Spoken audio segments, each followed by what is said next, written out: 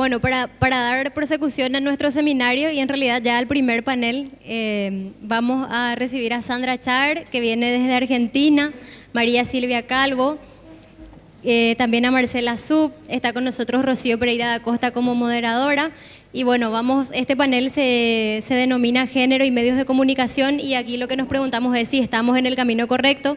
Vamos a hablar de la igualdad y no discriminación en los medios, del trabajo de las mujeres al interior de los medios. María Silvia nos va a presentar un informe que tiene datos súper reveladores y súper interesantes para el análisis que estamos haciendo. Y bueno, Sandra también nos trae la experiencia ya más regional desde Argentina y de la región realmente.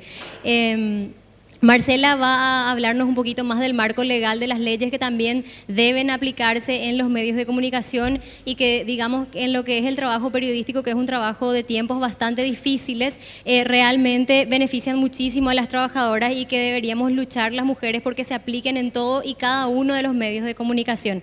Así que, sin más, les cedo la palabra a nuestras ponentes. ¿Qué tal? Buenas tardes. A mí me va a tocar la parte un poquito más pesadita, yo les voy a cronometrar. 20 minutos para cada una de las ponentes.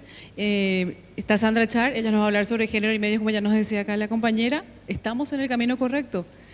También María Silvia Calvo, de Global Infancia, ella nos va a hablar sobre la igualdad y no discriminación en los medios de comunicación, el trabajo de las mujeres dentro de los medios de comunicación. Y por último, Marcela Sub, que nos va a hablar sobre los cuidados, medios de comunicación que no discriminan y se adecuan a las normativas que garantizan el cuidado. Tienen sus papelitos para después acercarnos las preguntas y si quieren también pueden levantar la mano y hacerla a viva voz las preguntas que las recibimos acá.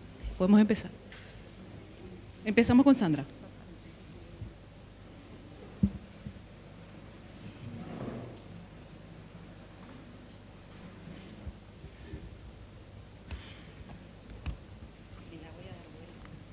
Un segundito que preparamos todo y arrancamos.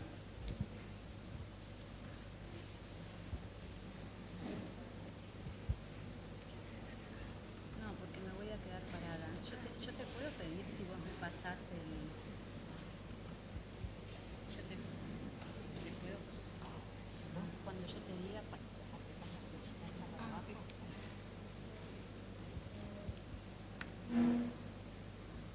Bueno.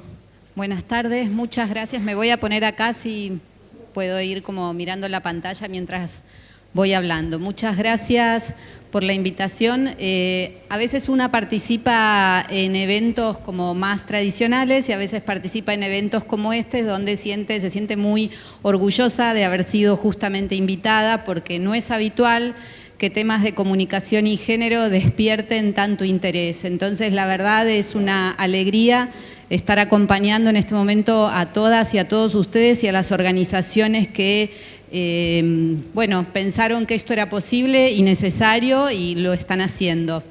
Lo que a mí me pidieron es dar un paneo general, un poco de la situación de comunicación y género en la región. Yo dirijo una organización de la sociedad civil de Argentina que se llama Comunicación para la Igualdad, donde nos dedicamos hace muchos años a temas de comunicación y género con el paradigma de los derechos humanos o en el contexto o en el marco del paradigma de derechos humanos. Y desde hace 4 años venimos trabajando específicamente en relevar las políticas de comunicación y género en la región. Para hacer como un poco de historia y ya metiéndonos en la presentación, en 1995 se hizo una conferencia muy importante para temas de género, que es la Conferencia de la Mujer de Beijing, donde un poco se reunió a nivel global qué es lo que se necesitaba para avanzar en igualdad de género en 12 ámbitos, pero uno era el de la comunicación. Y entonces la conferencia de Beijing de alguna manera interpeló o dio directrices o dijo qué debían hacer para lograr la igualdad de género en la comunicación distintos actores sociales: Estado, sociedad civil, academias, asociaciones profesionales, periodistas, empresas de medio y de publicidad. Lo que nosotras empezamos a hacer hace 4 años, cuando empezamos a trabajar en políticas de comunicación y género, fue tratar de ver cómo en nuestra región se había cumplido o no con esto que se pedía en Beijing, porque en esa conferencia se sacó una declaración que no es de obligado cumplimiento para los países, porque los tratados de derechos humanos tienen distintas jerarquías y las conferencias y las declaraciones específicamente no son de obligado cumplimiento, pero sí marcan política pública. O sea, cuando los estados participan y aprueban las declaraciones, cosa que pasó con todos los países de nuestra región, y al ser aprobada en el ámbito de ONU, eso quiere decir que todos nuestros países tienen que empezar a intentar cumplir con lo que ahí se establece. Entonces, lo que nosotras empezamos a tratar de ver fue si esto estaba pasando o no, con una especie de hipótesis previa que era que estaba pasando bastante poco, ¿no?, de lo que se había pedido en Beijing. Pero la idea era corroborarlo, porque si no, muchas veces hablamos como un poco en el aire. Gracias. Entonces, partimos, antes de meternos en la región, de los compromisos internacionales. ¿Por qué? Porque en general se escucha bastante poco en nuestras sociedades hablar de comunicación y género, y entonces, sobre todo si los estados no toman el tema, parece que esto no tuviera que ver con nuestra realidad, que no nos incumbiera, que no fuera necesario, que no fuera importante, pero que además no tuviéramos obligación en relación con el tema. Y la verdad es que la tenemos, porque nuestros estados firmaron acuerdos, como para hacer esta separación que hice antes entre, digamos, los de obligado cumplimiento y los que no.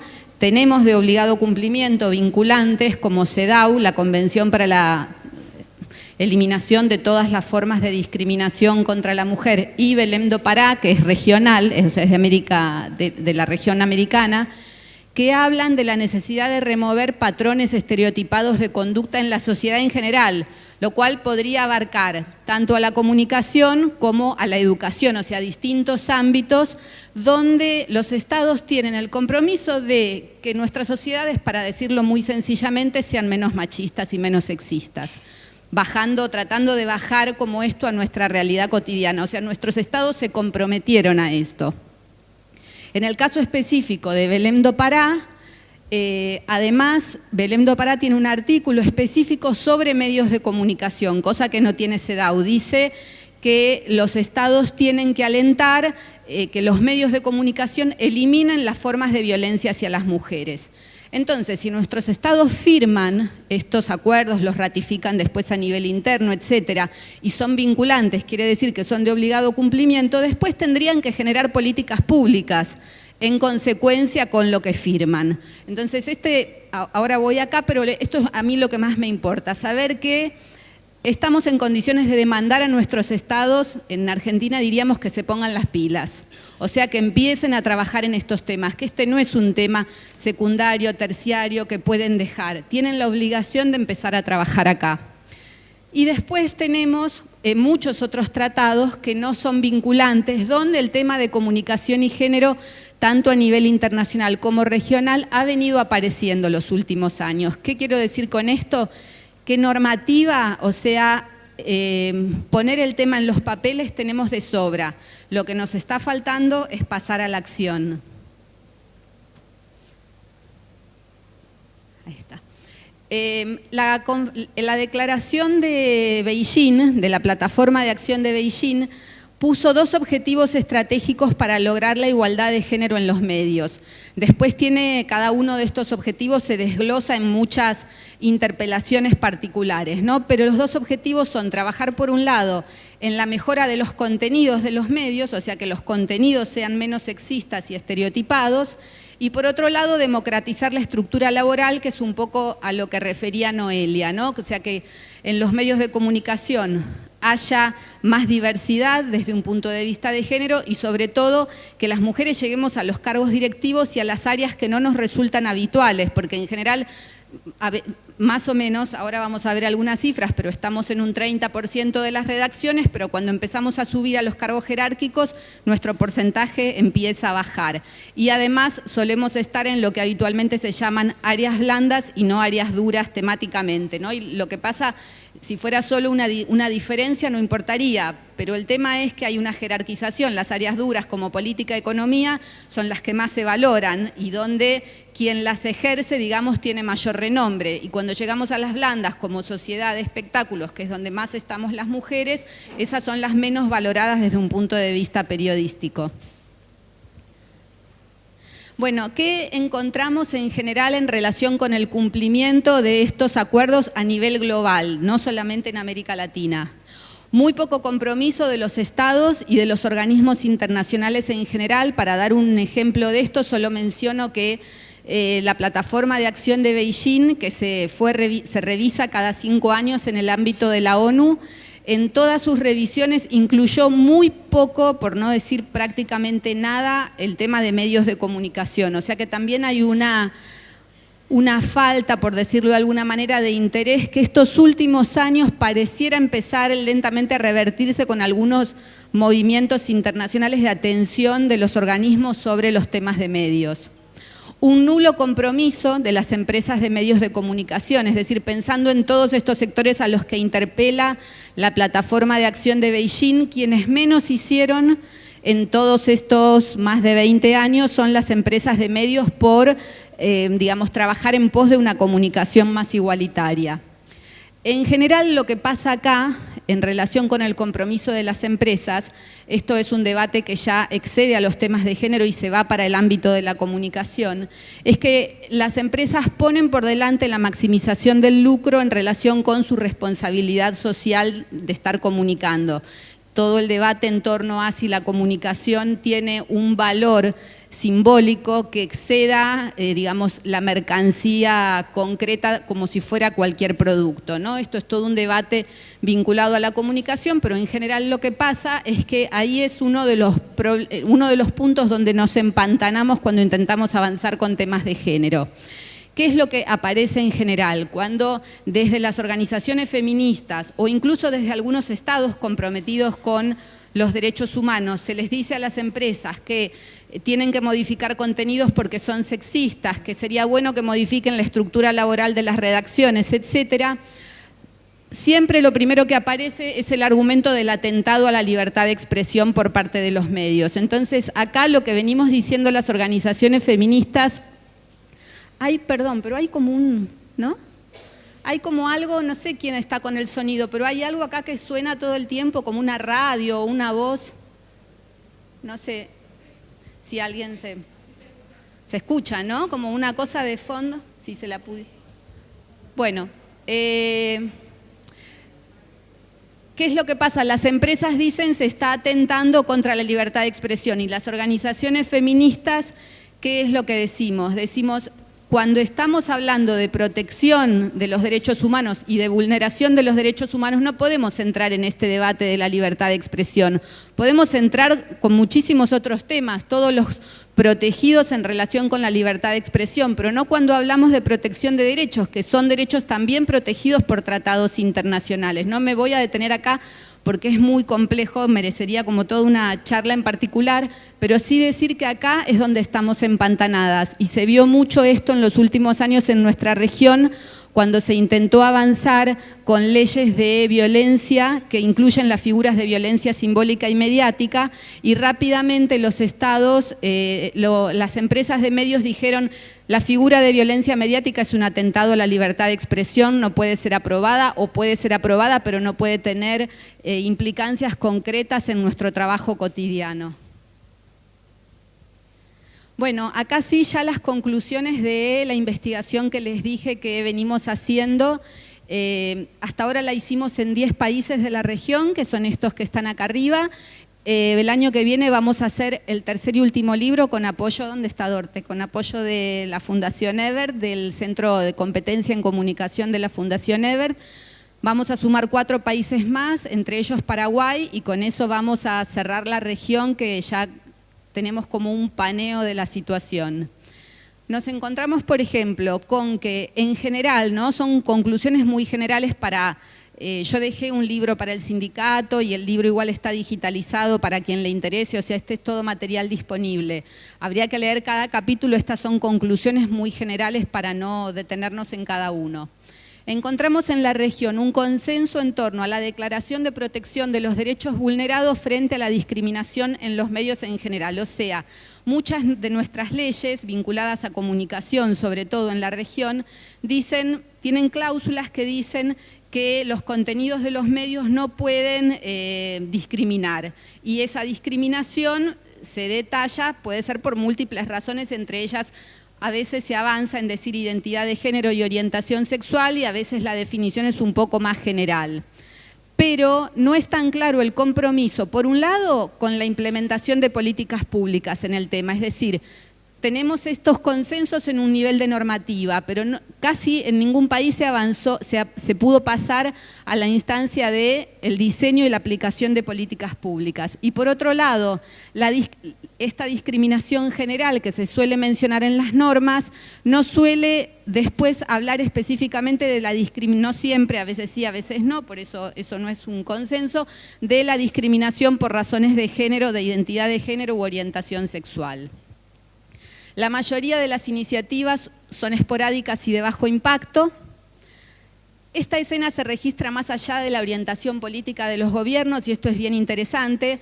Países con gobiernos como más de centro derecha o más de centro izquierda tienen el mismo bajo compromiso con los temas de género.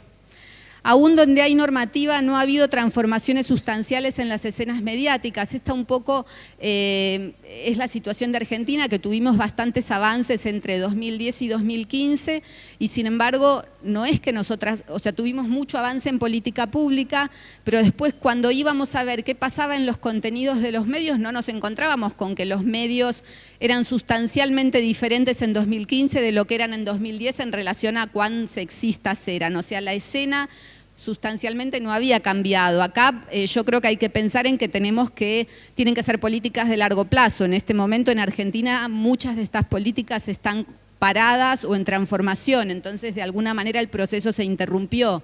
Y como estamos hablando de cambios culturales, las interrupciones nunca son buenas porque hay que profundizar y profundizar la transformación. Y una cuestión interesante por donde vamos a ir ahora con los temas es que la totalidad de las políticas que se implementaron y de las cláusulas que aparecen en normativas tienen que ver con los contenidos de los medios. Ninguna tiene que ver con la estructura laboral de los medios, que ahora me voy a meter un poco en eso pensando que, bueno, el seminario este es organizado desde un sindicato, con lo cual todo lo que tiene que ver con la dinámica laboral de las empresas de medio es uno de los temas más importantes. ¿Cuánto me queda? Bueno. Esta es una conclusión general de todas las investigaciones. Si ustedes leen muchas investigaciones sobre qué pasa al interior de los medios, con la forma en que se trabaja, con quiénes ocupan cada cargo, etcétera, desde un punto de vista de género, porque hay muchas investigaciones de medios que no tienen perspectiva de género. Esta es, podríamos decir, una conclusión bastante general de todas esas investigaciones, que la estructura laboral de los medios de comunicación es masculina, tanto en división y asignación de roles como en características sociales y culturales. Ahora vamos a desglosar esto, pero esta sería la conclusión unánime, podemos decir. Bueno, tenemos una sola investigación global sobre estructura de los medios de comunicación que se hizo en el año 2011, la hizo la International Media Women Foundation, o sea, Fundación Internacional para los Medios y las Mujeres. Los resultados son muy generales, es una investigación de 200 páginas, yo traje solo algunos. El 73% de los altos cargos está a cargo de varones y el 27% de mujeres. Los varones son el 65% entre los reporteros. Solo Europa del Este y Europa del Norte superan estas cifras con alrededor del 40% de las mujeres en los puestos de dirección. Y en relación con una investigación previa de 1995 que no había sido tan amplia, o sea que la comparación es relativa, las mujeres mejoramos la participación en los cargos directivos del 12 a cerca del 30. Sin embargo, fíjense que estamos lejísimos en el 30 de llegar todavía a la paridad.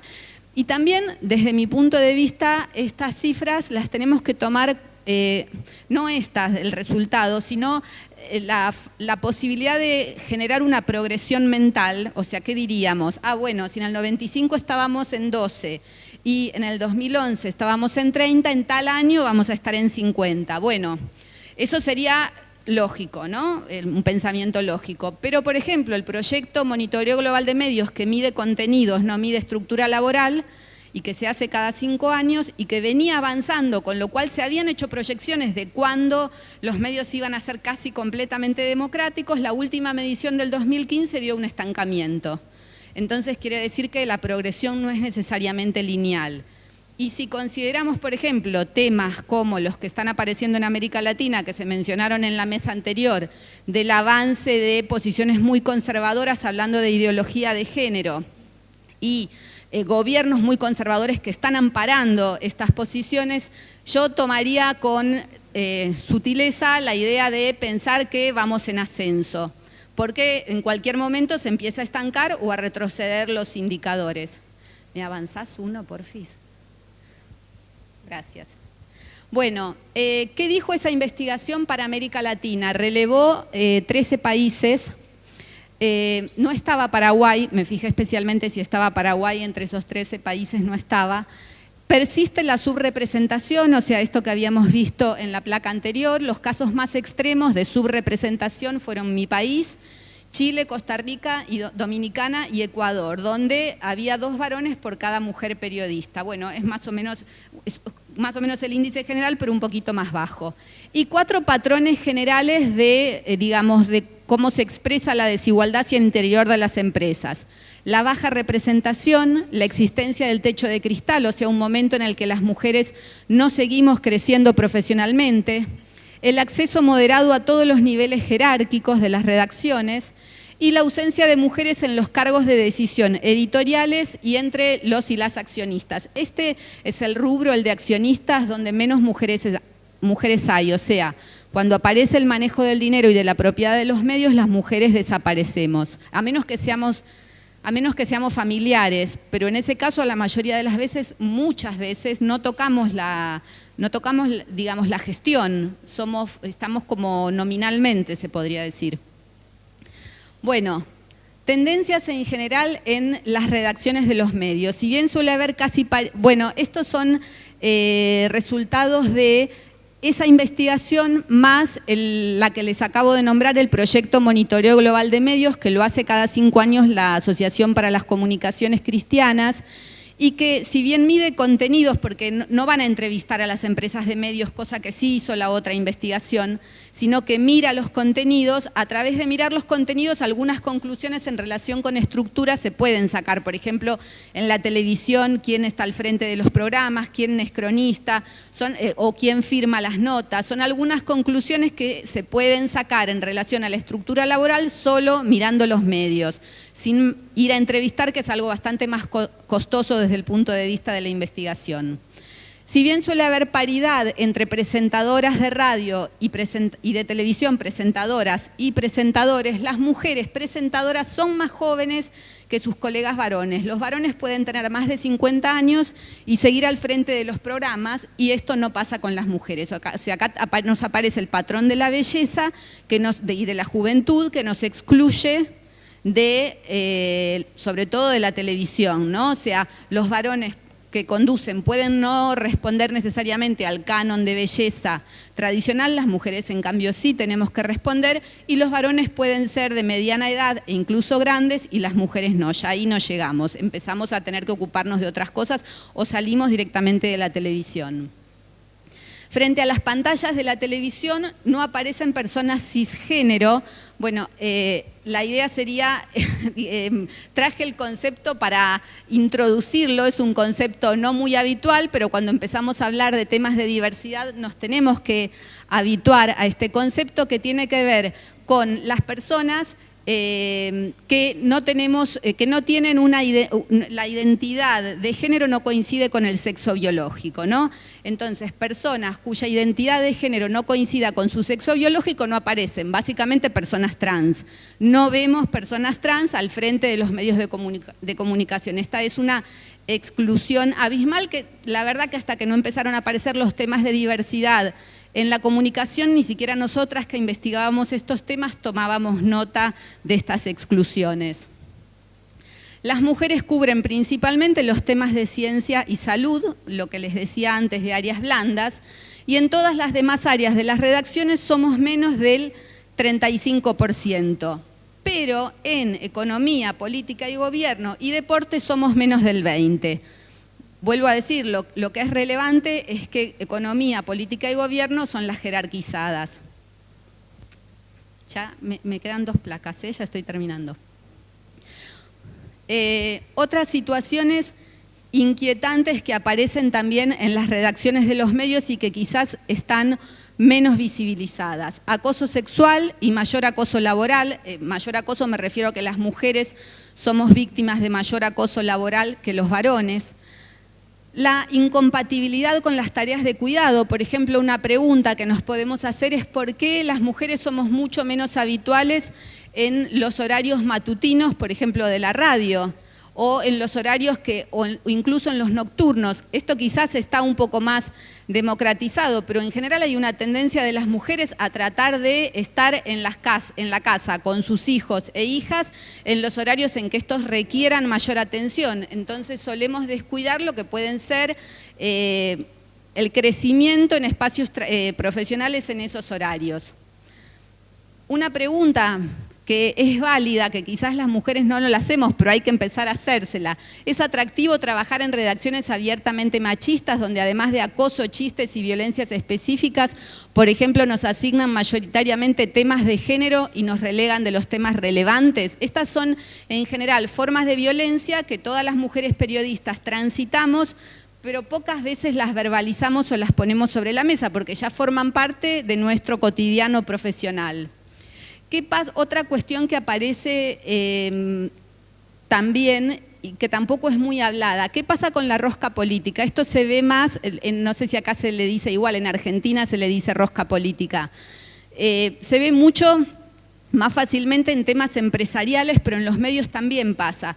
Muchas cuestiones vinculadas al trabajo, los varones las resuelven en momentos que no son específicamente laborales. Por ejemplo, compartiendo algún momento de ocio fuera del trabajo. Esto también pasa en relación con el periodismo. Las mujeres en general no participamos de esos tiempos de ocio porque nos vamos a cubrir tareas de cuidado. Yo creo que si lo pregunto, todas me van a decir lo mismo. Quieren terminar de trabajar las que tienen hijos para irse a estar con los hijos. Sobre todo si los hijos son chicos, cuando crecen no tanto. Entonces nos perdemos esto, que es el espacio en el que se negocian ascensos, se negocian jerarquías y todo esto nos afecta profesionalmente. Hay un punto que me quedó ahí abajo que no se ve, que es el acoso en las TICs, que es un tema nuevo también para las periodistas. A medida que empezamos a involucrarnos en redes sociales, aparecen todas situaciones de violencia virtual. ¿Cómo podríamos resolverlo? Sí, es esta y una más y ya cierro. ¿Cómo podríamos resolver? O sea, ¿cómo pasamos algunas estrategias que desde las políticas de las empresas de medios o desde los mismos estados nos lleven a transformar estas situaciones? Algunas de las que se están proponiendo, siempre la creatividad puede dar para generar otras nuevas.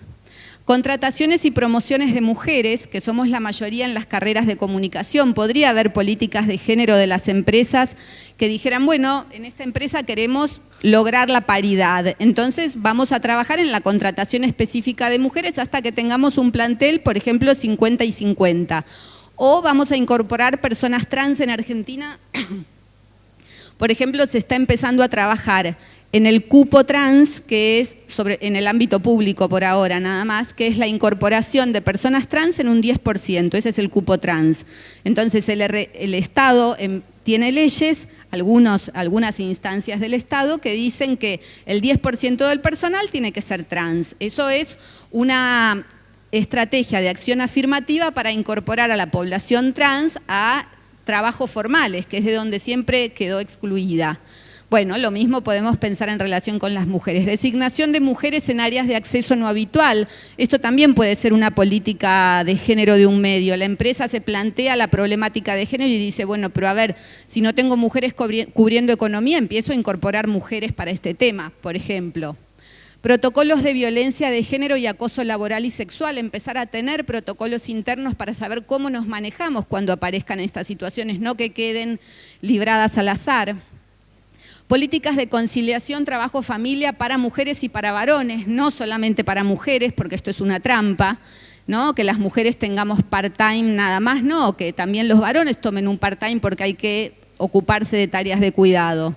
Licencias extendidas de paternidad y de maternidad, capacitaciones y sensibilizaciones en género, tanto en relación con contenidos como con prácticas profesionales. ¿Y al Estado qué le podemos pedir? Democratización de los medios públicos, o sea, que los medios públicos den el ejemplo de todo esto y que eso genere un efecto simbólico sobre las empresas privadas. Subsidios a la producción con sistemas de cuotas de género. Por ejemplo, en Argentina, los últimos años ahora decayó un poco, pero se dieron fomentos a la producción, se llamaban FOMECA. No incluyeron nunca, o sea, la ley de medios nuestra no incluyó ninguna disposición que dijera que esos subsidios tenían, por ejemplo, que darse en un 30% para contenidos vinculados a género, o que quienes se presentaran a esos subsidios tenían que tener estructuras laborales 50 y 50, paritarias. Eso no se incluyó y hubiera sido una buena medida para democratizar la comunicación. Otorgamientos de licencias con cuotas de género. Por ejemplo, los estados dan licencias de radio y televisión, del espectro radioeléctrico. Empezar a poner como cláusula que van a acceder a las licencias quienes, por ejemplo, tengan redacciones paritarias. 50 y 50, estas son medidas de acciones afirmativas que los estados pueden poner en práctica y que colaborarían en democratizar la comunicación. Y para cerrar, entonces, solamente una idea, porque es una idea muy amplia y para profundizar y desarrollar, pero ¿qué es el vínculo que hay entre las desigualdades de género y las desigualdades que genera el capitalismo? Porque es imposible sino entender las, digamos, en forma abstracta y aislada, todas las desigualdades que vemos y sufrimos las mujeres en los medios de comunicación si no las vinculamos al capitalismo y a una etapa particular del capitalismo como es la globalización, que profundiza, necesita para reproducirse de profundizar todas las desigualdades, entre ellas las de género, es decir, que las mujeres garanticemos algunas cuestiones al capitalismo más que los varones. Hay una frase de Carolyn Bierly. Carolyn Bierly es una investigadora norteamericana que es quien coordinó esa investigación global que les dije antes que hizo la IMFW. Ella dice, mientras que las mujeres han sido barridas y afectadas por el neoliberalismo, ellas tuvieron menos que ver con la cosecha de sus beneficios. El neoliberalismo y sus resultados materiales en las formas de globalización económica y mercados de medios concentrados son preocupaciones de las mujeres. En términos generales, la globalización económica ha consolidado el poder económico y político de los hombres. Y esto ella lo dice en el contexto de una investigación sobre empresas de medios, ¿no? La frase no habla específicamente de empresas de medios, pero se está refiriendo al capitalismo en general y a las empresas de medios en particular. Bueno, muchas gracias.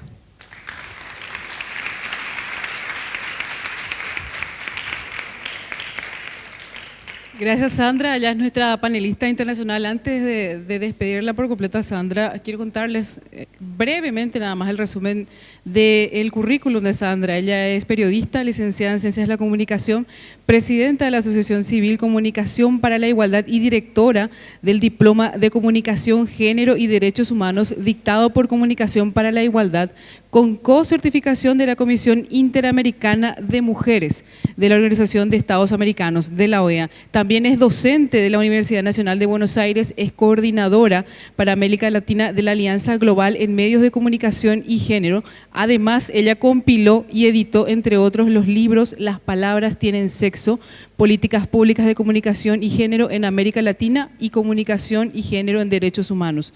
Una cifra que me impactó a mí de lo que mencionaba Sandra era el porcentaje de participación de las mujeres en los altos cargos. Hasta 1995, Sandra, era de 12%, de acuerdo a las cifras, y ahora llegamos a un moderado 27%. Si seguimos creciendo a este ritmo de participación, de acuerdo a los cálculos, sumando 0,6 puntos cada año, necesitamos 40 años más para alcanzar un 50% de participación de las mujeres en altos cargos. Bueno, vamos a la siguiente panelista de momento, vamos con María Silvia Calvo. Ella nos habla de igualdad y no discriminación en los medios de comunicación, el trabajo de las mujeres dentro de los medios de comunicación, avances y desafíos.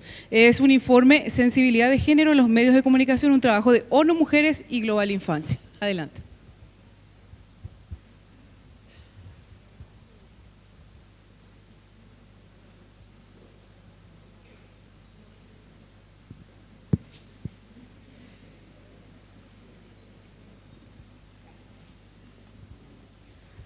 Buenas tardes. Hola. ¿Se escucha? ¿Sí? Bueno, buenas tardes. Voy a hacer como Sandra, me voy a parar acá para poder estar cerca de la presentación y ir mostrándoles. Yo voy a presentarles este material que tienen en la mesa de entrada, está el material disponible, así que quien quiera puede luego acceder al mismo. Es un estudio que hicimos sobre sensibilidad de género en el contenido y en las operaciones mediáticas. Y nos preguntamos si esto es realmente, si es una realidad, que existe esta sensibilidad de género, o es una utopía, ¿verdad?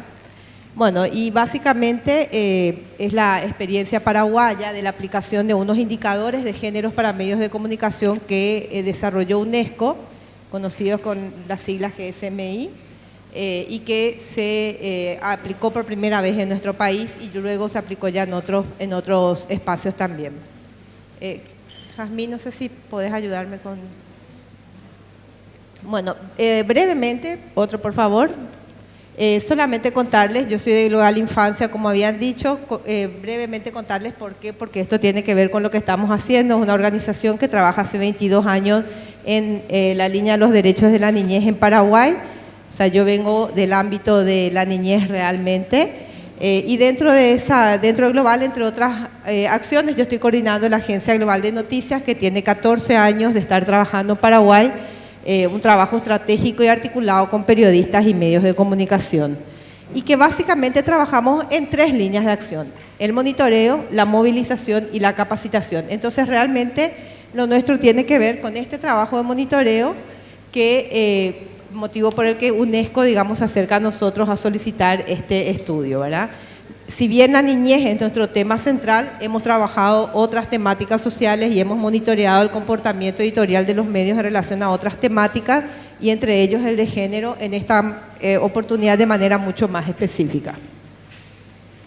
La siguiente, por favor. Y contarles brevemente que somos parte con esta metodología de monitoreo que se basa sobre todo en el análisis de contenido. No trabajamos mucho en análisis semántico, sino más bien de contenido, y somos parte de una red latinoamericana de agencias de noticias por los derechos de la niñez, 12 países en la región, que pueden ver ahí quiénes son los países que forman parte de la red. La siguiente. Bueno, básicamente esta investigación contempló 2 líneas de acción. La primera fue una descripción cualitativa de la sensibilidad de género en el contenido periodístico. O sea, lo que hicimos fue un análisis de cómo los medios presentaban a mujeres y hombres tanto en contenidos informativos como en espacios publicitarios, ¿verdad? En medios escritos, televisivos y digitales. Y por otro lado, una línea de base de la sensibilidad de género en los medios de comunicación, universidades de periodismo, gremios y asociaciones periodísticas. Esta línea de base básicamente lo que buscaba es ver cuál es el lugar que ocupan las mujeres en los medios de comunicación, y un poco en la línea de lo que decía Sandra, tanto en cuanto al porcentaje de hombres, mujeres en medios, qué espacios ocupan y sobre todo qué pasa cuando llegamos a los ámbitos de poder de estos medios, ¿verdad? Bueno, y solamente una cuestión muy general sobre estos indicadores de medio de UNESCO que están disponibles para los medios, como para, ojalá que los medios, que el sindicato tome también este desafío de seguir usando estos indicadores e ir monitoreando cada tanto, cíclicamente, cómo los medios avanzan o no en este sentido.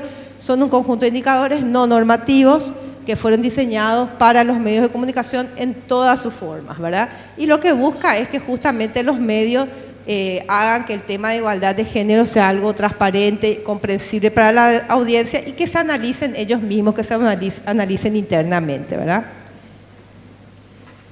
Y lo que nosotros buscábamos con esto, y digo nosotros, este es un trabajo que hicimos, como dije, con apoyo UNESCO y también con apoyo ONU Mujeres. Entonces lo que buscábamos en este caso, con este estudio, era que los resultados de esta investigación sea un aporte, sea realmente una herramienta de trabajo para que las organizaciones que luchan por la igualdad de género en el país puedan interactuar con los medios de comunicación y seguir sumando fuerzas en esta tarea. En cuanto al monitoreo, voy a presentar primero los datos del monitoreo y luego algunas conclusiones generales de la segunda parte, que fueron entrevistas en los medios y en los gremios periodísticos y universidades. Bueno, básicamente hicimos un análisis de contenido, de noticias y piezas publicitarias. La idea era ofrecer un panorama en relación a la representación de género en el contenido mediático, y se aplicaron de manera experimental, como les dije, estos indicadores que son de UNESCO, pero adaptados con lo que es la metodología ANDI. O sea, hubo como una mezcla ahí de lo que proponía UNESCO con parte de la metodología con la que nosotros venimos trabajando. No pueden ser asumidos estos resultados como un reflejo exacto del comportamiento de los medios, pero sí nos permite tener una aproximación a la tendencia que se da en los medios en cuanto a sensibilidad de género, ¿verdad?, en su contenido. La muestra estuvo dada por una semana aleatoria, de lunes a viernes, que es un periodo que era propuesto por el mismo instrumento de UNESCO. Todos los textos dirigidos fueron considerados, todos los textos periodísticos dirigidos a población adulta, no a población infantil, sin importar cuál era el tema, cuál era la extensión del tema, y también se tomaron todas las piezas publicitarias en esos medios seleccionados y en los espacios en que fueron monitoreados, ¿verdad? El análisis de noticias incluyó 2 periódicos impresos, los de mayor tirada, y los 2 medios digitales también en ese momento de mayor audiencia.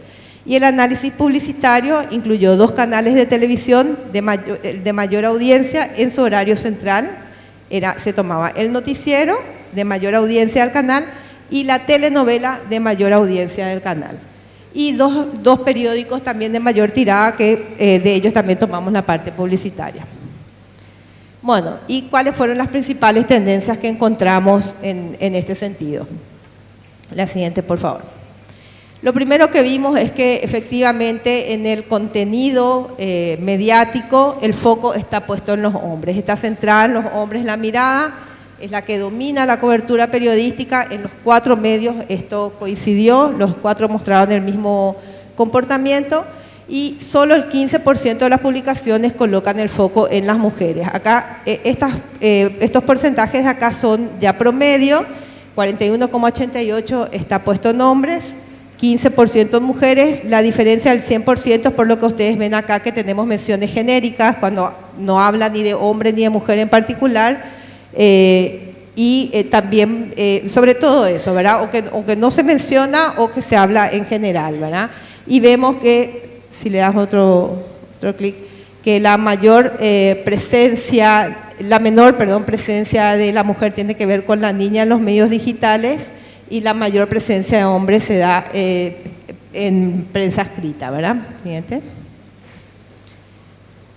Bueno, nos preguntábamos, porque veíamos dentro de esas noticias donde las mujeres aparecían mencionadas en las notas y en las publicidades, ¿cómo aparecía esa mujer? ¿Aparecía de manera lateral o aparecía como foco central de la noticia, verdad?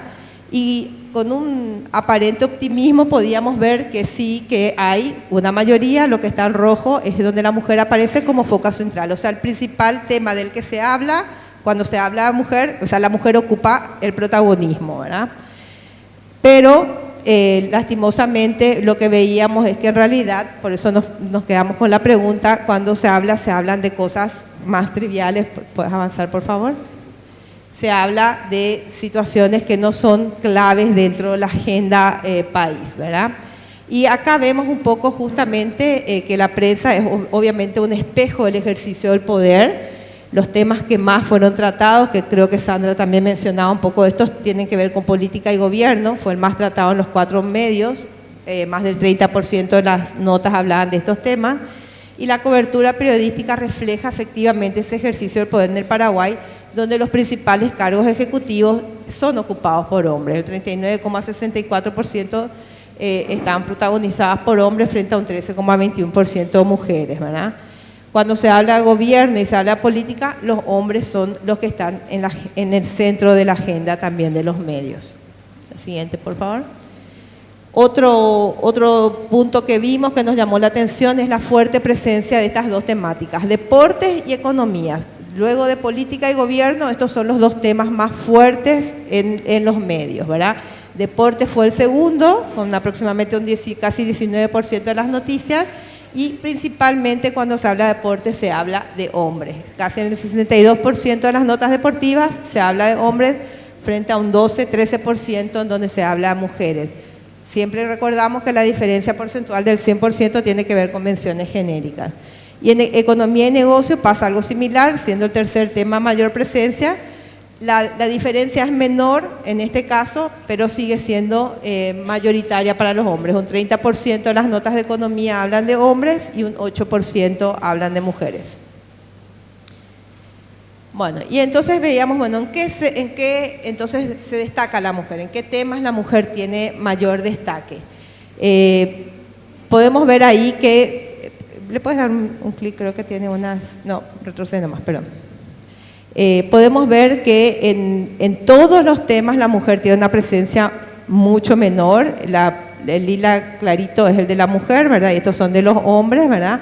Y sobre todo ver estas diferencias que decíamos, ¿verdad?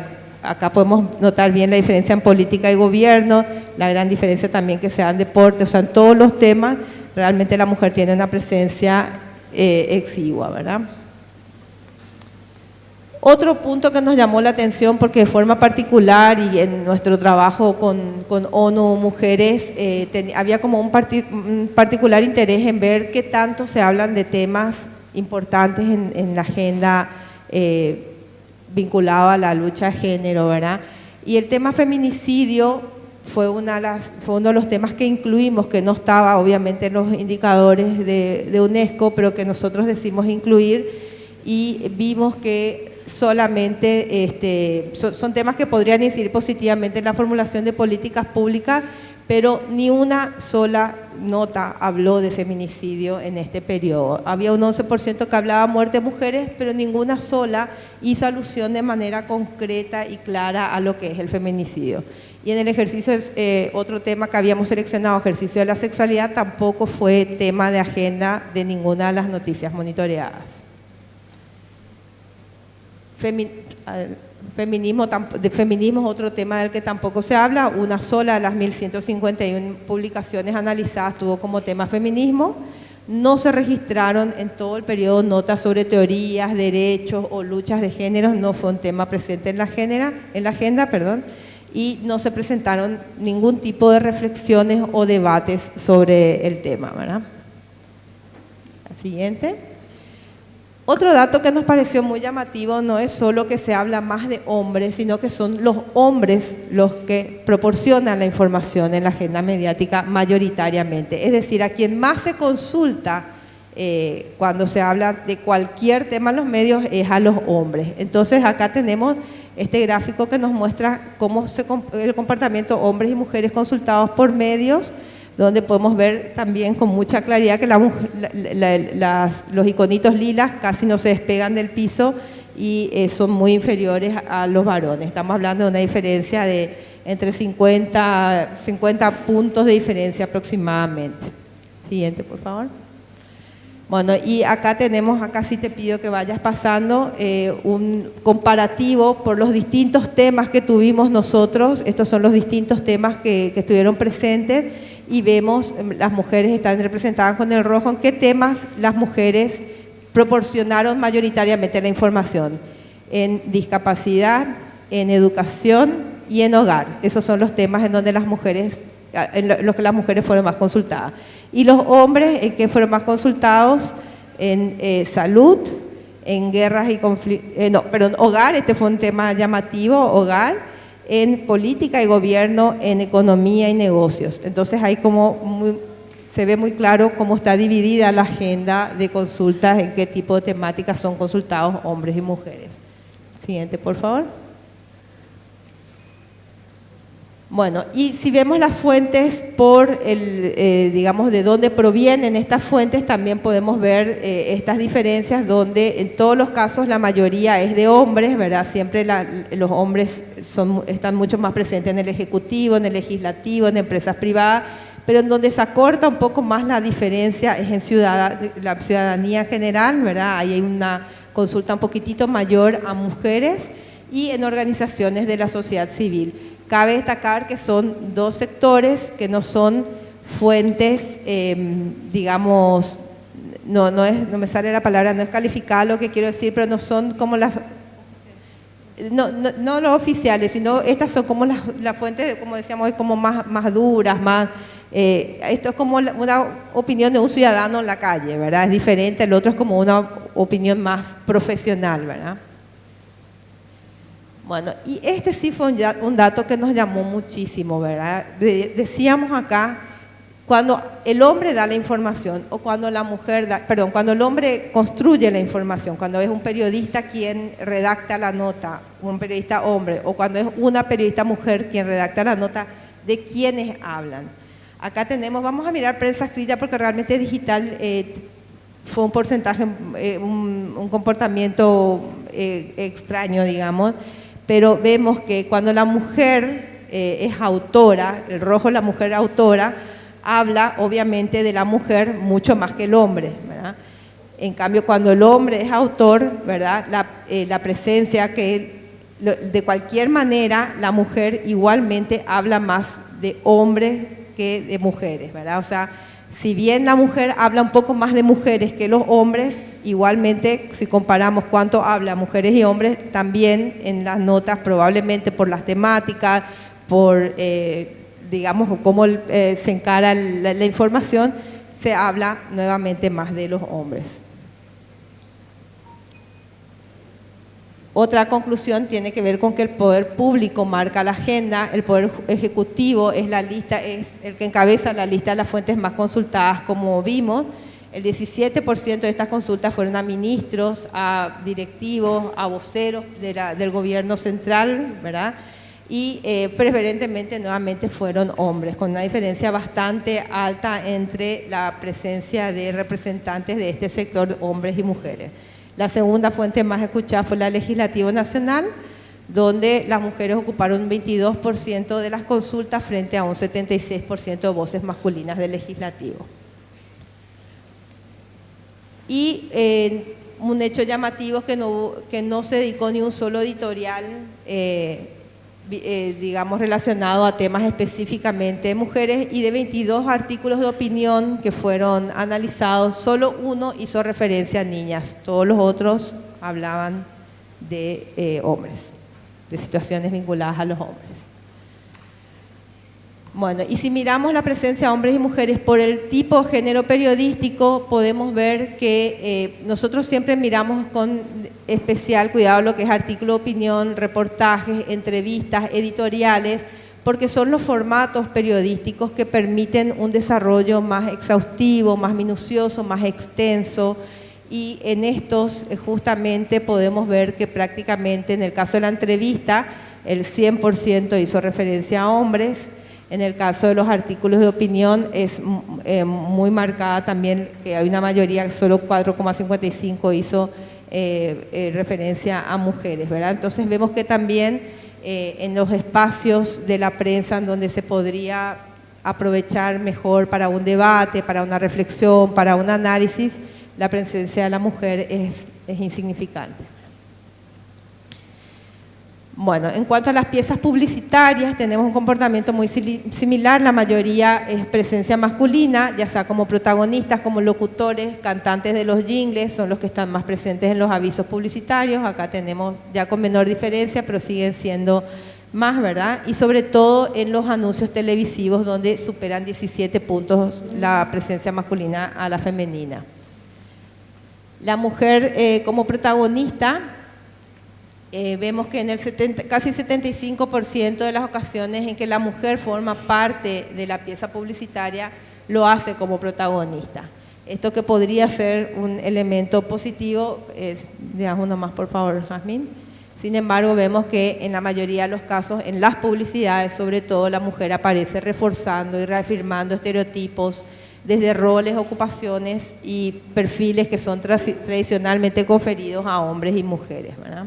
O sea, otra vez esa presencia protagónica está, digamos, puesta en juicio desde su relevancia, ¿verdad? La mujer aparece, acá te pido que le des clic, como principal responsable de las tareas de cuidado. Esto era cómo aparece tanto hombre o mujer, quien aparezca en la noticia. La mujer aparece en el 10,6% como mamá, otro clic por favor, y el hombre aparece 7,2%. O sea, cuando es relacionado a la mujer, al hogar, la presencia de la mujer es mayoritaria. Siguiente, por favor.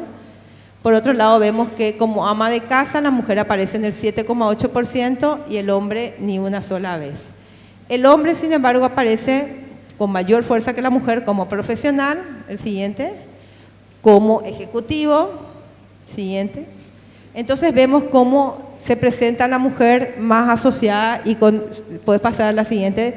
Con esto también reforzamos esto, cuáles son los ámbitos, puedes darle por favor. La mujer aparece sobre todo en el hogar, siguiente. El hombre aparece más vinculado al ámbito del trabajo, siguiente. La mujer con amigas, siguiente. Y el hombre de fiesta. Son como distintas cuestiones, parecen muy básicas, pero que nos van como de alguna manera conduciendo a una construcción del ser mujer y el ser hombre desde los medios de comunicación. Nada más, por favor. El aspecto físico, eso también es, bueno, el chiste es como haciendo un poco de ironía, arregladas y limpias nos vemos más bonitas, ¿verdad? Porque la mujer aparece mayoritariamente como, de acuerdo a su aspecto físico, arreglada, Jasmine, por favor, limpia, otra, feliz. Y el hombre, y sexy, perdón. El hombre de calle, de fiesta, deportivo. Es como son presentados. La siguiente, por favor. Bueno, rápidamente lo de las entrevistas, contar solamente que entrevistamos 4 medios de comunicación, 2 digitales y 2 impresos, los 2 gremios periodísticos, el sindicato y FOPEP, y 2 universidades de periodismo. Acá les cuento que realmente fue muy difícil el trabajo, nos costó muchísimo conseguir la información, no pudimos acceder a ningún documento para poder cotejar los datos que nos daban en la entrevista. En la mayoría de los casos se respondían las primeras preguntas, las últimas ya quedaban sin ser respondidas. Entonces realmente fue bastante sufrido poder llegar a la información, pero sabemos que la no información es también es información, ¿verdad? Sí, solamente pasamos eso de los aspectos, porque ya les mencioné, pasamos a la siguiente, básicamente que indagábamos. Vamos a las principales conclusiones. Una de las cosas que veíamos es que hay más mujeres en el periodismo que hace 25 años. Vamos a ir avanzando porque se desarrolla ahí, Jasmine, la siguiente. Más mujeres en el periodismo que hace 25 años. Al finalizar la dictadura había pocos medios, hubo una expansión importante en los 28 años de democracia y el 50%, FOPEP dice que el 50% del gremio está formado por mujeres, mientras que el sindicato habla de un 40%. O sea, creemos que también hay un desafío acá en el sentido de poder tener un registro más seguro, ¿verdad? Que pueda coincidir. La otra conclusión es que más mujeres ocupan cargos directivos, por supuesto estamos comparando con el momento, con años atrás, en el momento que empezaba la transición de la democracia. Hay una correlación en este caso del 60 contra 40% en jefaturas de los diarios monitoreados, 60% para varones y 40% para mujeres. La alta gerencia está en manos de mujeres hoy en día, en pocos espacios, pero está en manos de mujeres. Hay una propietaria diario, una directora periodística propietaria, una directora general y una directora de noticias. Estamos hablando de 4 espacios ante muchos otros que ocupan los hombres, pero por intentar mirar la parte positiva, ¿verdad? Este estudio fue del 2015, los datos estuvimos sobre todo en ese año recabando, así que también hay cosas que puedan estar desfasadas, ¿verdad? Otra conclusión es que el género no es un requisito para ser periodista, para ascender profesionalmente. Esto es desde lo que nos dijeron nuestros entrevistados, aclaro, ¿verdad? En todos los casos hablan de criterios de capacidad y no de género para contratar o promocionar a periodistas en los medios, pero tampoco existe un sistema de cupos para contratar o promover a comunicadoras. Al no haber este sistema de cupo, la equidad puede verse afectada. Los medios, universidades y gremios no cuentan con políticas de género y tampoco asignan recursos para capacitaciones de género. No existen políticas de género formuladas como tal. Siempre dicen que las contrataciones y promociones no tienen en cuenta cuestiones de criterios de igualdad de género, habla más bien que todo se basa en la capacidad. Hay iniciativas muy casuales para apoyar condiciones laborales a las mujeres y básicamente nos hablaron de dos, de flexibilidad en los horarios y flexibilidad en el lugar de trabajo, de que puedan en ciertas tareas, en ciertos espacios en los medios, hacer la tarea desde su hogar cuando acaba de ser mamá, ¿verdad? La presencia aumentó, mínimamente preaumentó, aunque no se identificaron políticas o acciones claramente discriminatorias desde lo que los indicadores de UNESCO ofrecían, ¿verdad? Y ninguna de estas organizaciones tiene fondos para formar, capacitarse e invertir en este tema, ¿verdad? Aumentaron los ataques a mujeres periodistas en los últimos años, se incrementaron las agresiones y despidos. Hubo asesinato de una periodista y una estudiante de periodismo en ese año. No hay seguros de vida contemplados. 6 casos de violencia contra mujeres se registraron en el mes del periodista, además de despidos y agresiones.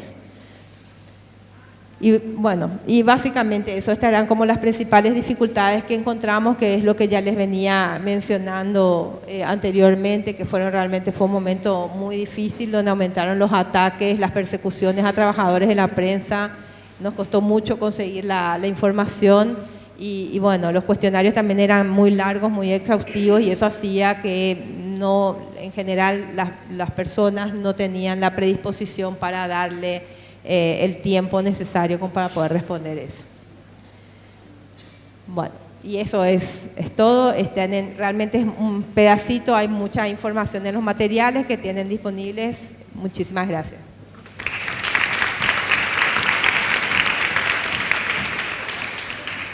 Gracias, María Silvia Calvo, de Global Infancia, que nos presentó esta interesantísima investigación. Y ahora vamos a escuchar a Marcela Sub. Ella nos va a hablar sobre los cuidados, medios de comunicación que no discriminan y se adecuan a las normativas que garantizan el cuidado.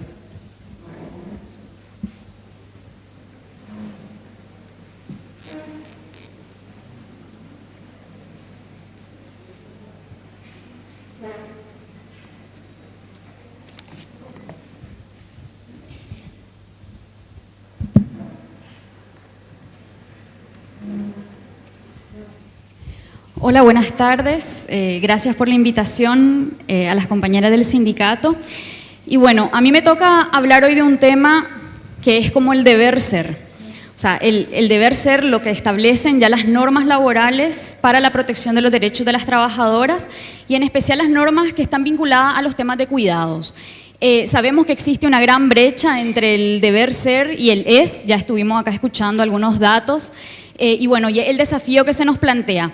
Pero de hecho este deber ser ya constituye algo muy importante como una herramienta de exigibilidad.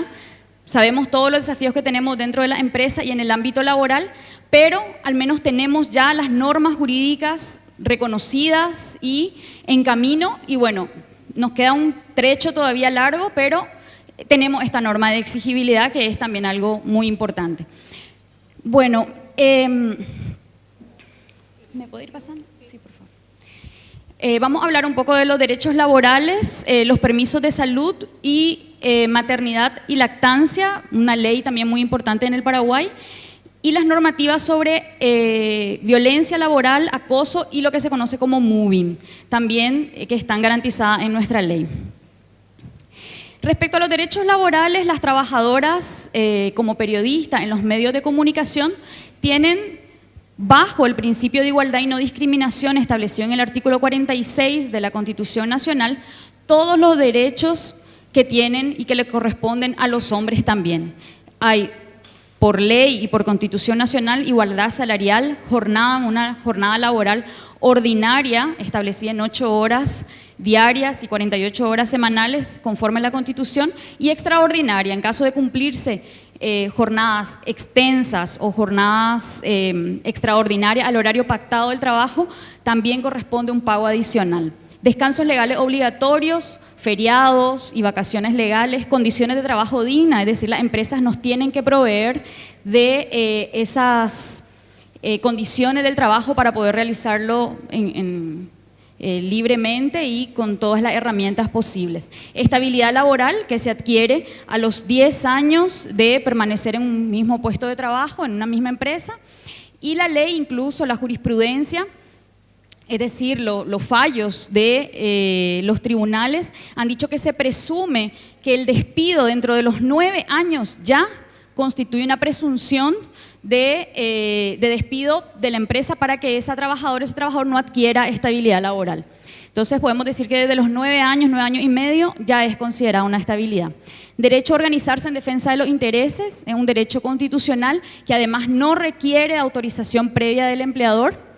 Previsión social, que es lo que nos brinda la cobertura de salud y jubilación, indemnizaciones en caso de despidos injustificados y otro establecido en la ley, como vamos a ver. Entonces, podemos decir que tenemos garantizada un marco de igualdad, aunque sabemos, como les decía al comienzo, que tenemos brechas todavía muy grandes entre el deber ser y lo que es, ¿verdad?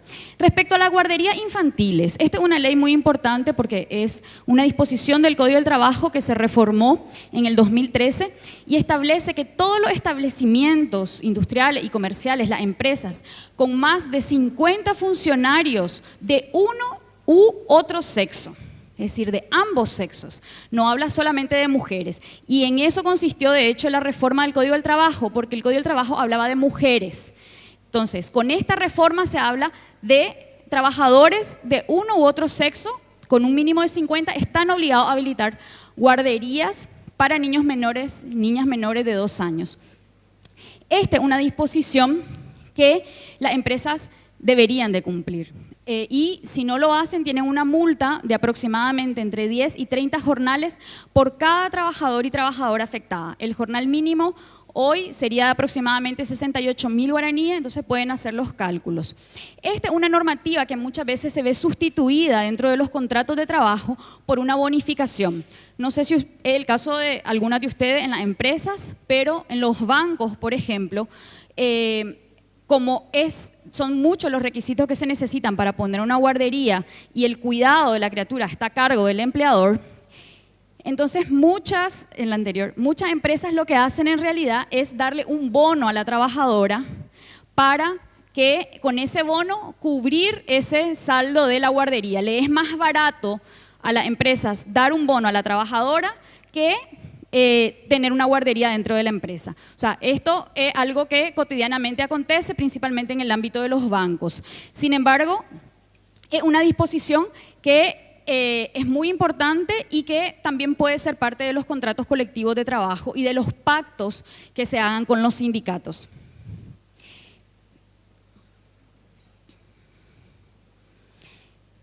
Otra. También existe una ley que es del año 2009 que reconoce el derecho de la mujer trabajadora, y aquí quiero hacer énfasis en que no importa el tipo de contrato laboral.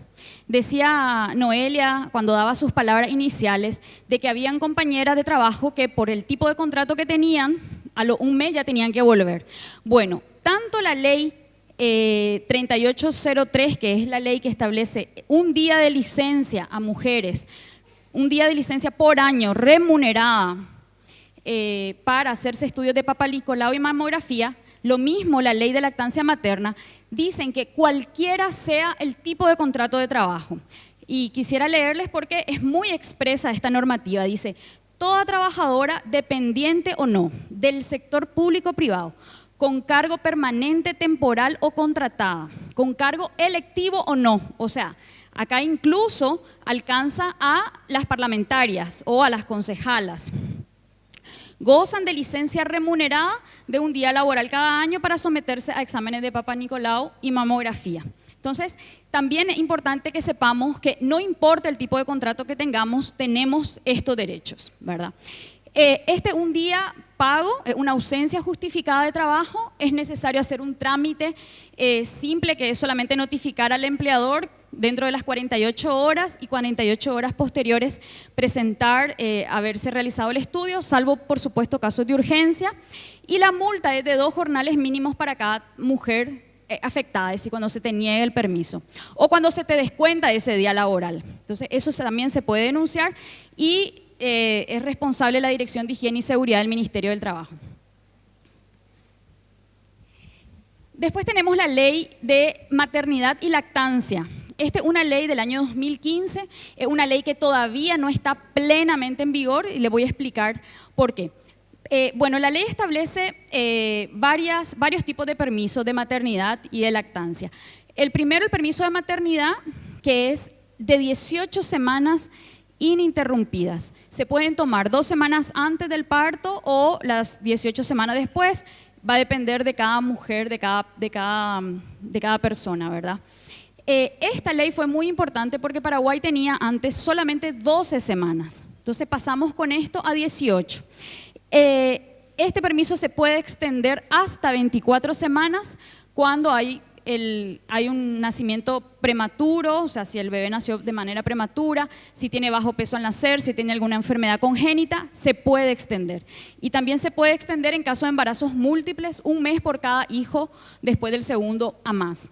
En caso de muerte, la ley también prevé, en caso de muerte de la madre, que este permiso sea trasladado o transferido al padre, aunque el padre esté en otra empresa.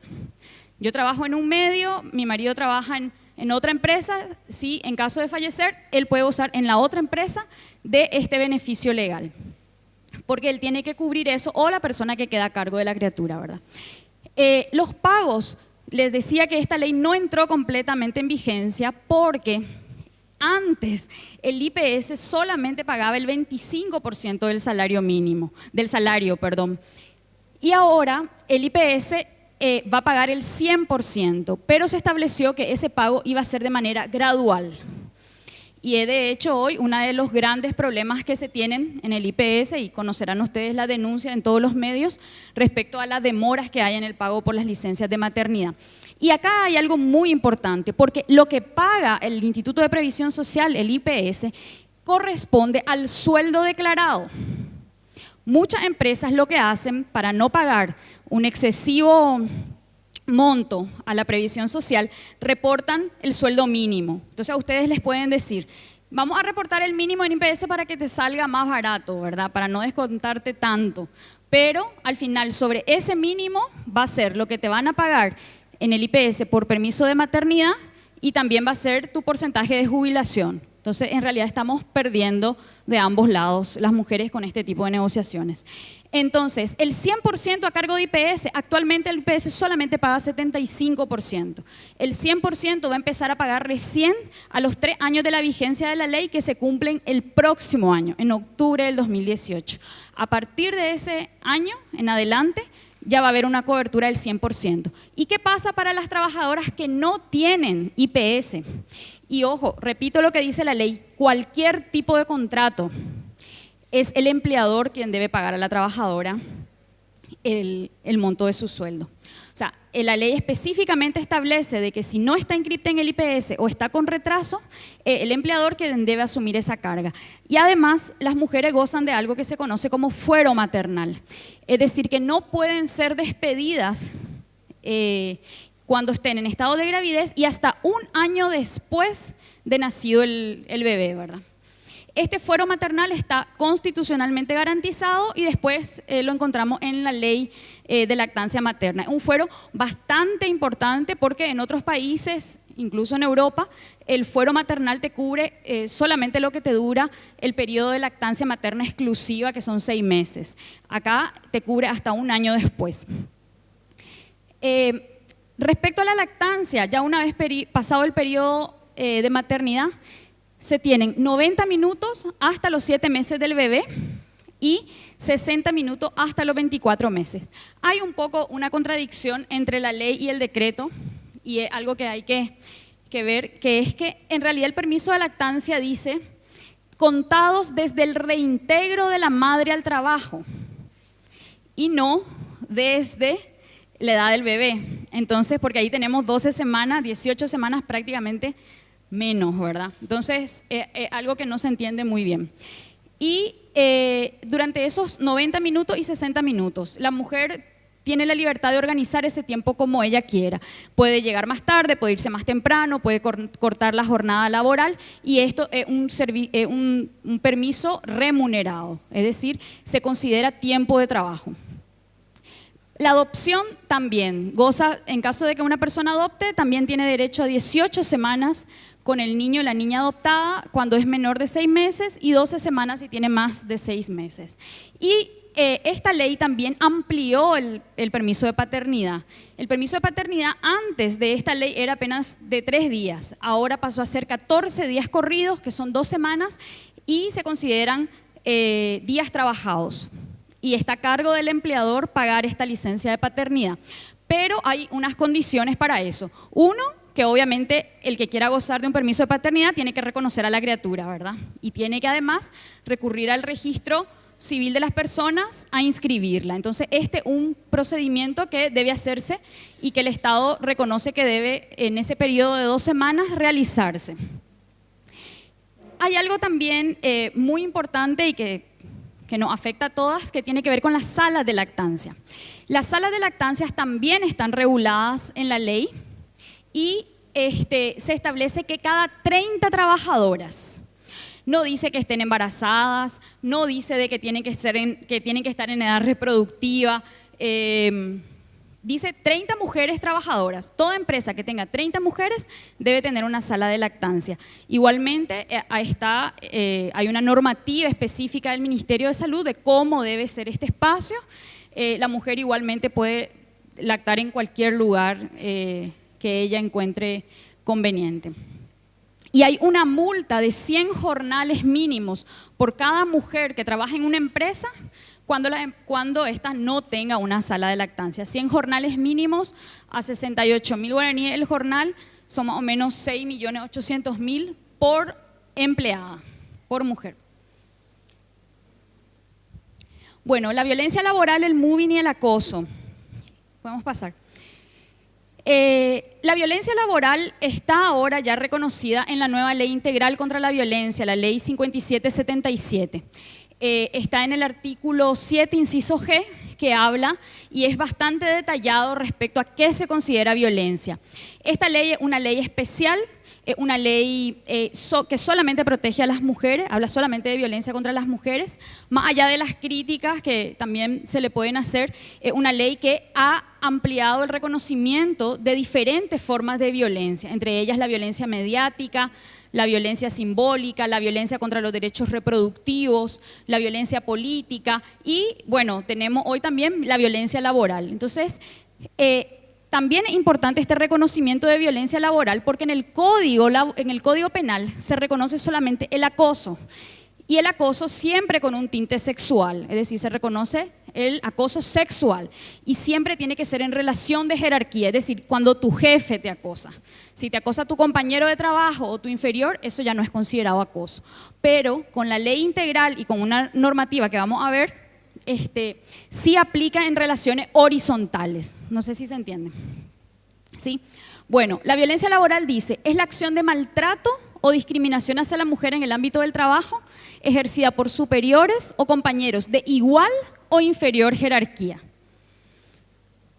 y que se ve a través de descalificaciones, amenazas de destitución o de despido durante el embarazo, alusión a la vida privada que implique la exposición indebida de la intimidad, la imposición de tareas ajenas a sus funciones, servicios laborales fuera de horarios no pactados, negación injustificada de permisos o licencias de enfermedades, maternidad, vacaciones, sometimiento a una situación de aislamiento social o por motivos de discriminación en el acceso al empleo, léase freezer.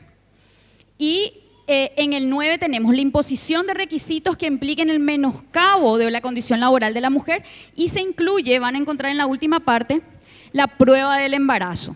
Esto también es considerado una forma de violencia contra las mujeres y está prohibida.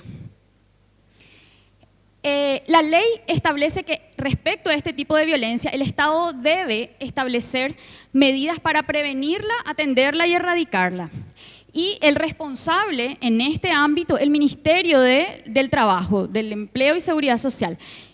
Tiene varias obligaciones el Ministerio bajo esta ley, pero me voy a referir solamente al punto E, que dice desarrollar programas de sensibilización y capacitación a empresas y sindicatos para eliminar la violencia laboral contra las mujeres y promover la igualdad de derechos y oportunidades en el ámbito laboral. O sea, es una disposición que está en marcha, ¿verdad? O sea, la ley va a entrar a regir el 29 de diciembre de este año.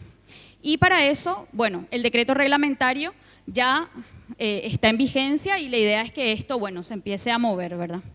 Próximo. Entonces, ¿qué hacer frente a un caso de violencia laboral? Hay una resolución, que es la resolución 472 del Ministerio del Trabajo, en donde se define violencia, así como está en la ley, ¿verdad? Acoso laboral y moving.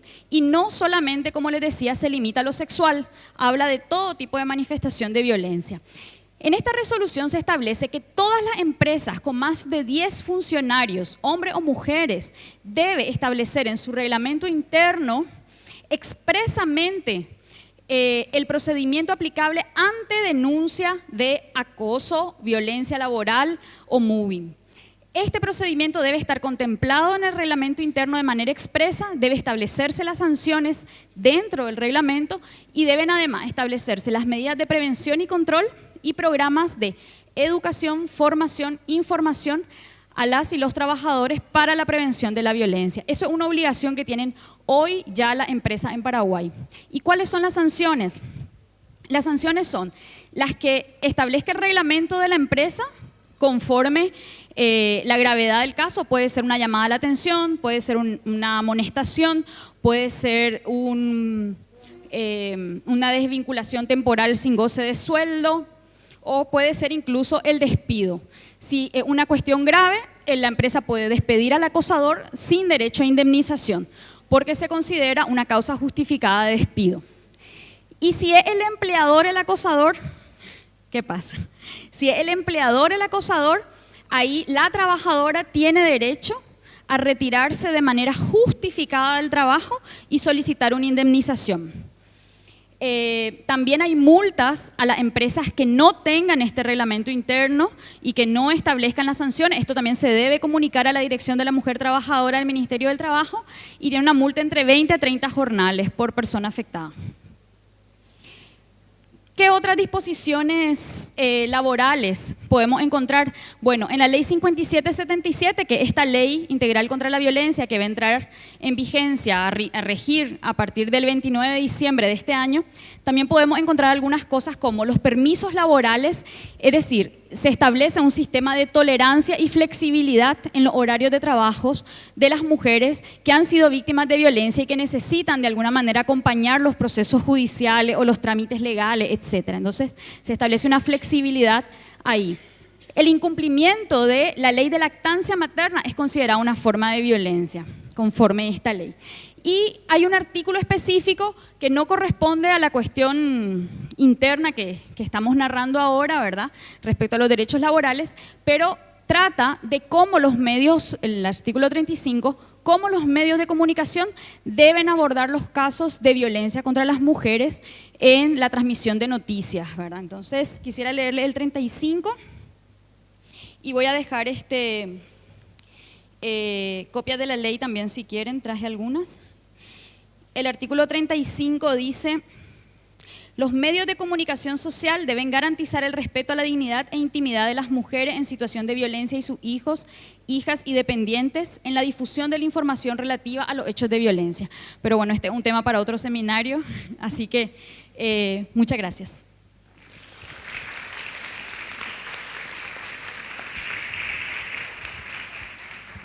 Gracias a Marcela Sub.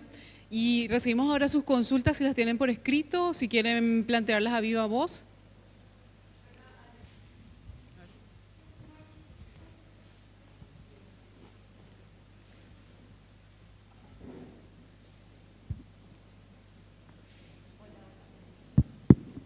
Hola.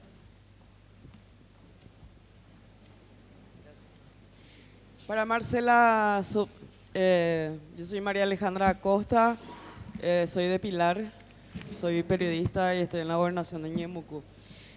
Referente a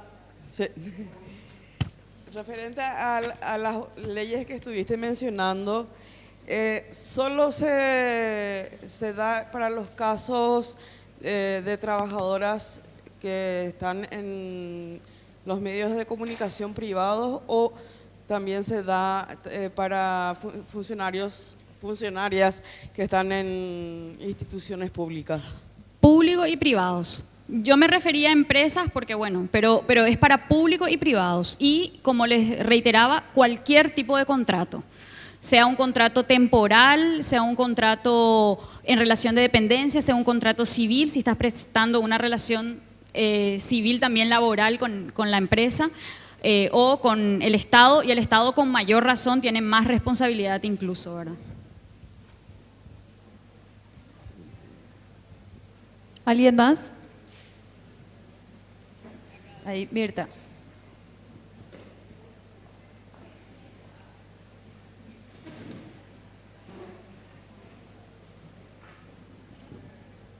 Una pregunta para Marcela también.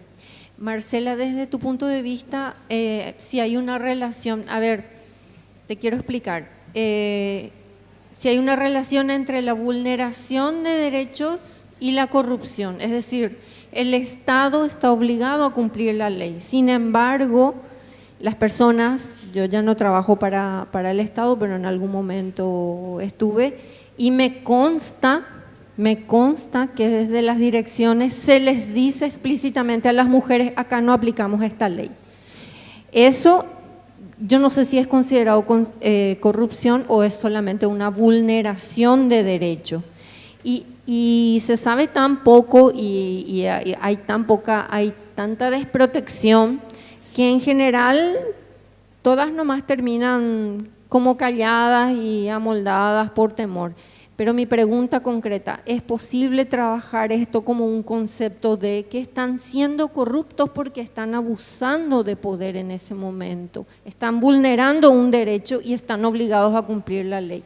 Esa es básicamente. Y no sé, ¿qué herramientas, con qué herramientas se cuentan? ¿Cuentan las compañeras que hoy siguen en las instituciones públicas y que siguen viviendo esto? Hoy, un momento muy, muy duro de la política conservadora de recursos humanos de las instituciones públicas. Esa es mi pregunta.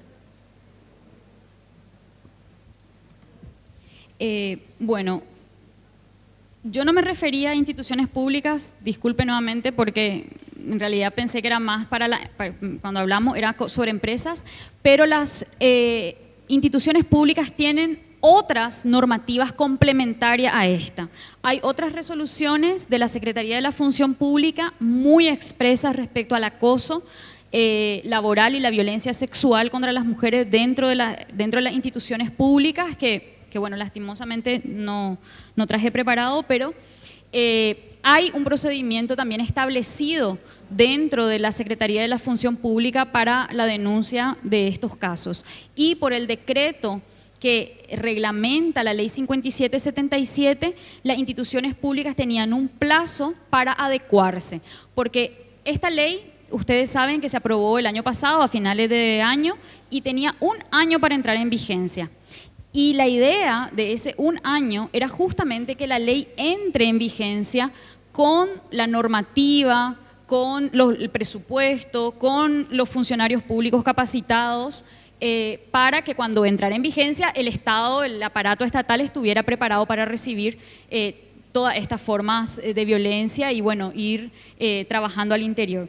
Es una cuestión que efectivamente cuesta, las herramientas, yo le decía esto, el deber ser, ¿verdad? El deber ser está a veces muy parte del ser, pero es una herramienta de exigibilidad.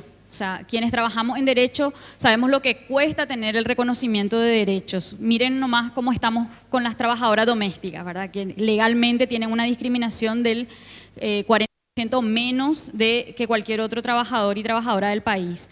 Entonces, hay caminos de denuncia establecidos, pero creo que la exigibilidad de la sociedad civil y los roles que podemos jugar desde los distintos espacios en los que estamos son fundamentales para que esto se vaya garantizando. Y de hecho, no sé si habrán visto ustedes y todos concordarán conmigo que también hubo durante el periodo de discusión de la ley de lactancia materna y hay hoy un alto porcentaje de despidos, ¿verdad?, de mujeres, y de hecho recibí datos del Ministerio del Trabajo esta semana y hay prácticamente el doble o el triple de denuncias que en años anteriores respecto al incumplimiento de la ley de lactancia materna. En esos casos, le hablé del fuero maternal, lo que busca lo que busca cualquier abogado que lleve el caso o la empresa es la reincorporación de la mujer en el trabajo y no su desvinculación. ¿Alguien más? Yo tengo una pregunta.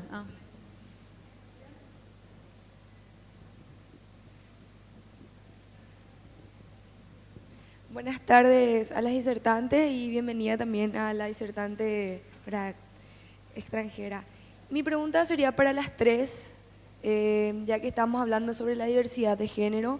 ¿Cómo podríamos todas juntas, ¿verdad?, levantarnos desde su punto de vista profesional y luchar contra esto? Ya que tenemos las posibilidades, todas y cada una de nosotras, de poder marcar esa diferencia, y creo que se está viendo en los últimos tiempos que sí se puede, que podemos llegar, ¿verdad?, a cargos importantes y podemos hacer muchas más cosas, más todavía en lo que es nuestro país que tanto está necesitando. Muchas gracias.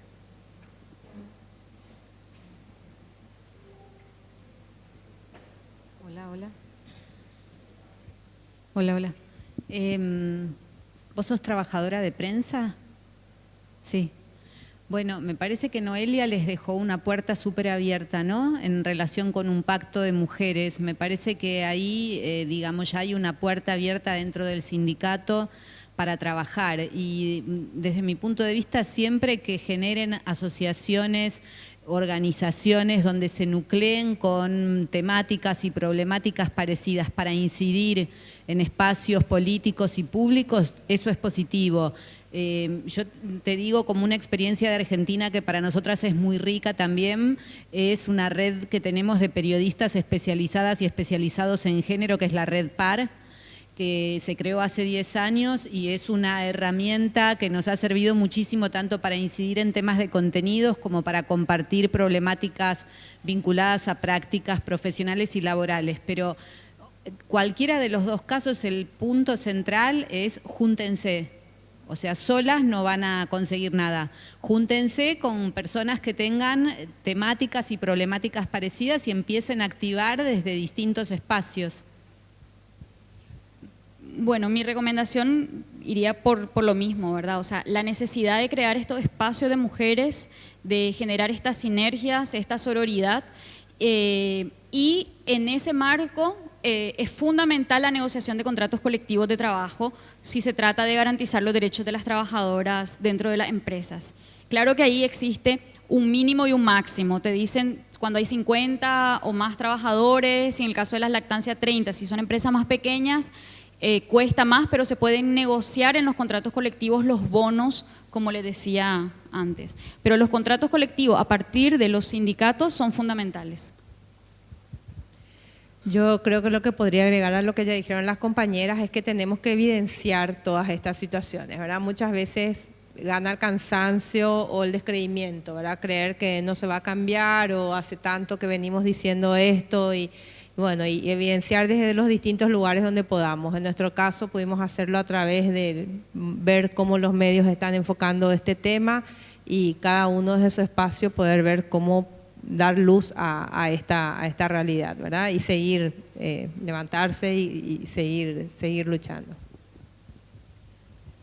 Bueno, yo tenía una pregunta. Es decir, este tipo de denuncias que hablabas, Marcela, respecto a esos decretos y todo lo que tiene que ver también con esta ley que va a entrar en plena vigencia ya final de este año, todas esas denuncias nosotras las tenemos que hacer específicamente a la Dirección de Protección de la Mujer Trabajadora del Ministerio del Trabajo. Nosotras desde el sindicato, digamos, que podemos impulsar y acompañar a las compañeras que se encuentren en algún tipo de vulneración de este tipo de derechos?